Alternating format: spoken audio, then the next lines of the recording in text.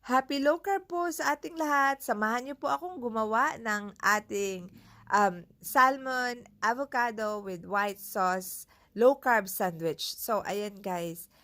Kung ayaw nyo po ng merong sauce, anyway, last nyo na rin naman po yung lalagay ang toppings, ito po ang kanyang magiging mukha. Pwede din namang merong sauce, pwede din naman sa walang sauce. O, di po ba? So, syempre, ang kinakailangan po natin ay mga ingredients na salmon fish, yun pa ay salmon, pwede din tuna kung gusto ninyo. So, ang salmon fish po ay nibake ko po yan ng 15 minutes sa 195 degrees. Tapos, syempre, tinanggalan natin ng mga tinik at saka mga balat bago natin ito i-crushed or i-mashed. Tapos, kailangan din natin ng avocado. Kailangan din po natin ng avocado. Kailangan po yung hinog na hinog yung avocado po natin. So, ayan. Kailangan po i-mash po natin ito ng ng ating fork para mas masarap na mayroon tayong yung parang pwede nating i-chew. Yun, ganyan po. Tapos, nung na-mash na po natin yung dalawang ingredients na ito, ihaluin na po natin ito. Kailangan po walang tinik at walang balat ang ating salmon. Haluin natin maigi, guys.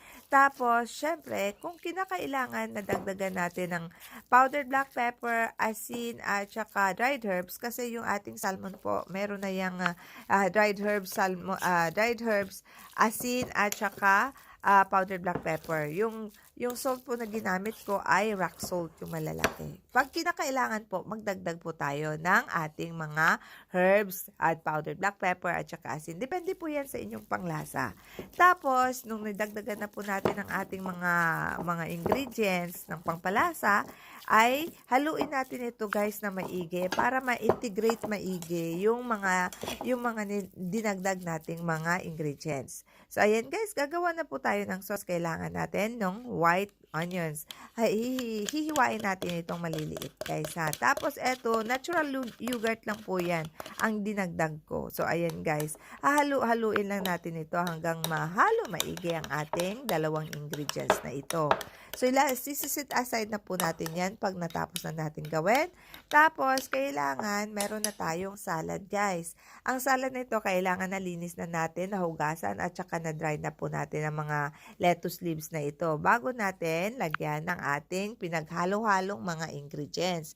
Yung salmon natin, yung ating avocado, at saka, syempre, i-fill in natin ito. Depende na po yan kung gaano kadami ang gusto ninyong i-fill in po. Ayan. 500 grams po na salmon ang ginamit natin dyan. Tapos, lalagyan na po natin ng ating sauce. Kung gusto nyo lang po. Kung ayaw nyo naman, okay rin naman. Masarap din naman. So, ayan guys.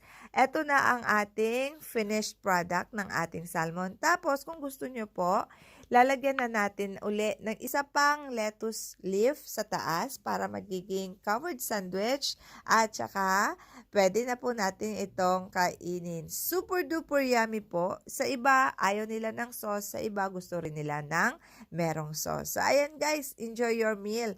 Enjoy my low carb sandwich. O, sige po, please follow and like and subscribe na rin po kung hindi pa po kayo nakapag-subscribe. Hanggang sa muli.